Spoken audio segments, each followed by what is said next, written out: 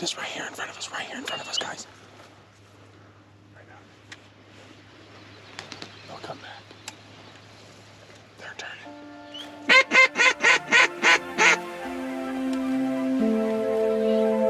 Take them out.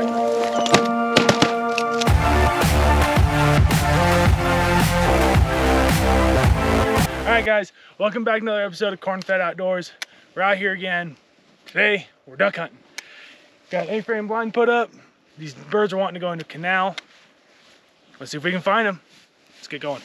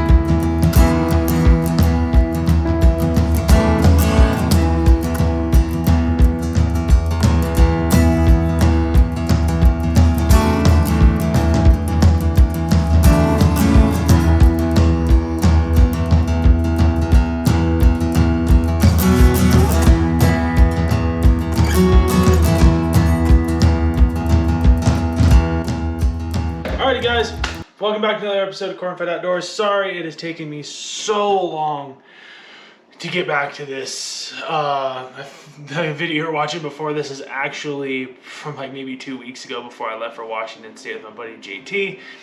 And I just hadn't had time to get the editing done. I wanted to do a catch and cook, so I'm finally making it a catch and cook now.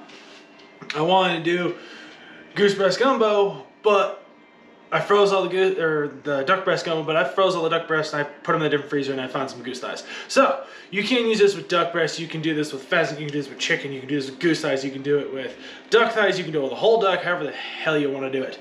But today, we're gonna use these nice goose thighs that I actually harvested last year out of last year's geese instead of this year's. So we're gonna start with those and we're just gonna cut them up and get those in there. But very, very, very first, because this is gumbo, the most important part of gumbo, we gotta make that roux, and we gotta make a nice dark roux, so it's gonna take a little bit of work on this one. So I'm gonna get my stove fired up, because I'm using the little stove again, right here on the kitchen table, because it works perfectly. My dog's here helping me today. She's being very needy. But we're gonna start that and just kind of put it on a medium heat and get your, some people are gonna do this multiple different ways. This is the way I like to do it, because I can get a darker roux easier this way without burning it, and I can really keep an eye on it. It may take up to 45 minutes, but you can get it done this way. So I just take about a cup of flour, and when I get that cup of flour there, it doesn't have to be perfect, because the darker you make this, the less thickening agent works out of the flour. So normally if you're gonna do half cup flour, do a whole cup of flour. That's what I like to do. So instead of, because I lose like almost a lot of the ability that it will crap, I hate saying that it will thicken. So we're gonna add more flour than you normally would for a standard roux, where you just get slightly browner, just cook the flour taste out of it. So we're gonna put that in the pot, get that in there, tamp it off, and I actually do this all by hand. I do it all by hand. I get it sitting out there, put it up, get it leveled out. Should grab a goddamn spoon, but I didn't. But I just normally shake it around the pot a little bit. And when I shake it around the pot there, just keep it from burning. All you're gonna do is just keep moving it, keep moving it, keep moving it, keep moving it, just so you can get it nice and dark. You want it to almost look like cinnamon or nutmeg before you actually add any oil to this. So we're gonna get that down. It's probably gonna take 45 minutes to go down. In the meantime, while that's browning, you keep checking it. Like every maybe 10-15 seconds, go ahead and stir it up so you don't burn it. Put it back on there, just keep it moving. In the meantime, we're gonna cut up these goose thighs. We're gonna debone them, make sure there's no pellets in them, get them chopped down to size.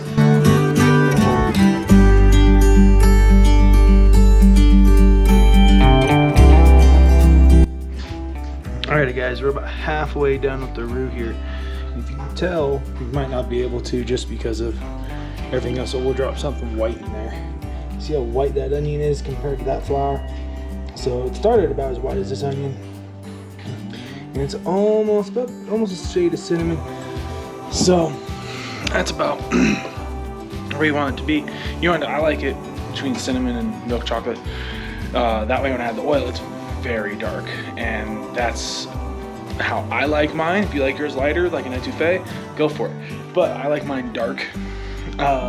Just keep an eye on it. This is where it starts to go really quick, and this is where it's very important to keep an eye on this flour. The reason I do not have any oil or butter in it yet is because this is how I like to do it, because it may take longer, but I can really keep an eye on the process and how to do this, and I can really see like what color, and it takes a lot harder to burn if you keep an eye on it. You can really adjust your temperatures on your stoves to get this set up and ready to roll. Also, that's the mule deer I took this year. Not very big, about 75 pounds of meat cut and wrapped, and I lost 2 shoulders out of it because I blew it out with a 6.5 Creedmoor from a couple hundred yards. But that's the roux. We're gonna keep letting it going. It's probably got maybe about 5 more minutes, and then should be about done. And then we'll get back to you guys then. We got the roux all the way ready to roll. So how I do this is I just add in enough oil. I do it all by eye. I do recommend it. Just where it makes just like a slightly thin toothpaste, and that's gonna be good to go. It's what I mean by that. Just add a little bit, get it started, whisk it around. You'll see entirely that that is not enough. Add a little bit more. Give it a little bit of whisking. Still can see it's plenty not. That's not enough. A little bit more.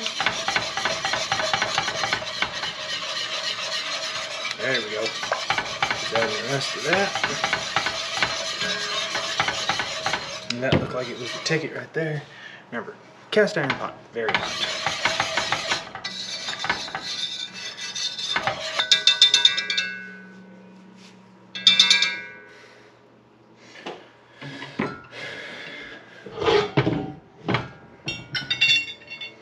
And there you have it, a very dark roux.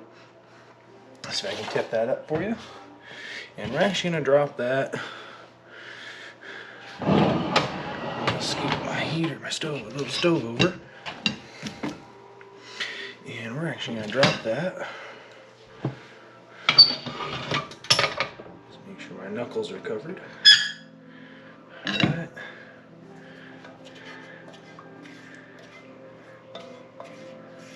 Make sure you get all of it. And see, it's a nice thin toothpaste.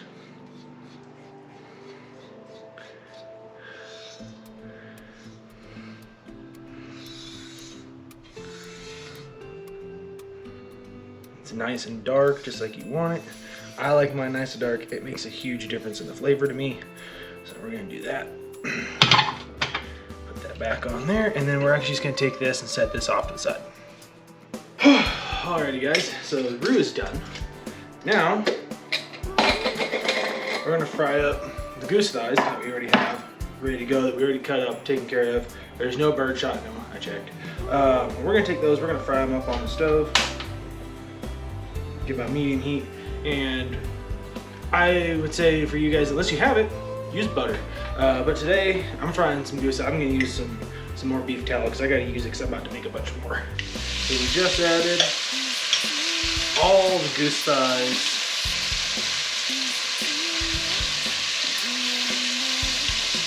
into the beef fat.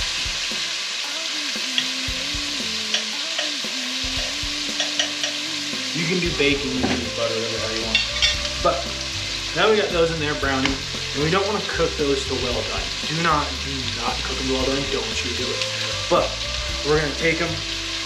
I'm gonna use my favorite Cajun seasoning on just so I can season the meat itself so it sears better and you get a nice crisp coating on it. But we're gonna pull these before they cook all the way through,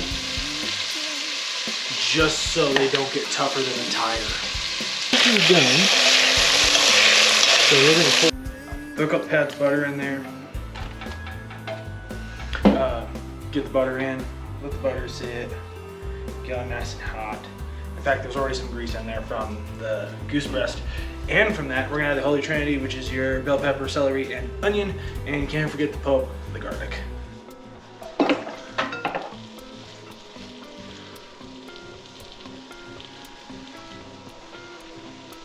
Get it.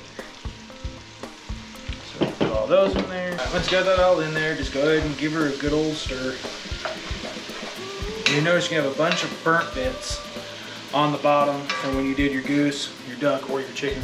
Whatever you want to use. You can use any game bird you want, any poultry item.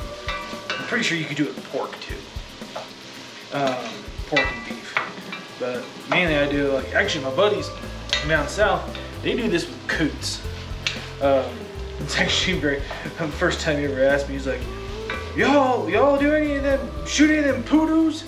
I'm like, what the hell's a poodoo? And he's trying to describe it to me, this little black duck with a white beak and a red dot on its head. I was like, you mean a coot? And I was like, I go, you mean a coot? And he's like, yeah. And I was like, what the heck do you call that thing? He goes, it's called a poodoo. I'm like, that is called a coot, sir. Learn your language. But, so, a lot of guys down there do this with that because it's actually really good. And actually, I've tried it and it does taste pretty good. And I can say I've eaten a coot before. But we're doing this with Canadian honker legs today instead. So we're gonna get that down. We're gonna let that go and just let that simmer, or let that basically saute until it's softened. And once it's soft, we'll add in the andouille back to it, and then we'll add the goose thighs as well. Don't worry, we're almost done. Alright, we've added all of our goose meat back to it. The andouille is perfect. We added all the goose meat back. Now, and you can tell me the difference between these two stocks, I'd love it. But, these two stocks, you don't have to do it. If you just got normal chicken stock, just use normal chicken stock. Just don't use beef and don't use pork. Use chicken stock for this. But in this one today, I actually made some crawfish and shrimp chicken stock, which we're going to go to right now. I'll show you guys how I made that. And then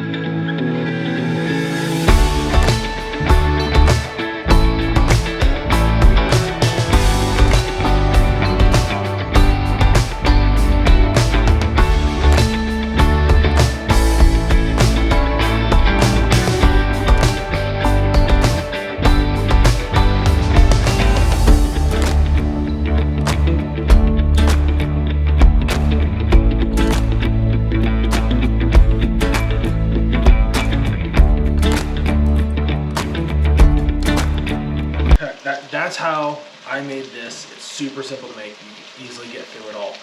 You can make it if you want to. You don't have to, but I think it adds a bit of extra flavor. I don't normally use this, but I wanted to today because it sounded amazing and I had the time. Because it was a really stormy day. If you get a cruddy day, just go ahead and do this. It's a lot of fun. You can have a day where you can just spend indoors and have a lot of fun making something. This is something that does because it's great on a cold winter day. But we're going to use probably use this whole container here really quick. Probably this whole container because I have all of this shrimp and crawfish stock. And I got a bunch of homemade chicken stock too because I always make both. I try not to buy any of it because it's so much better homemade. And I'll do a video on how I make this because I'm almost out and I got to make another 10 gallons. So I'll show you guys how to do it afterwards. Oh, and for this one it made about 4 gallons or 2.5 gallons of stock. So we're going to go ahead and add those in. See how high it gets us. So I only used about that much because I only want to go a little bit over the meat. So we're going to use about that much shrimp and crawfish broth. Yeah, and about that much chicken stock. Screw it, I'm gonna use it all. Boop, a little bit more broth. That's fine. Make a big old pot. I enjoy eating this. So what we're gonna do is we're gonna go ahead and bring that back up to a simmer, but you don't even have to wait. Take your roux, take your spatula, and pour your roux, which is now thicker in mud, back into the pot.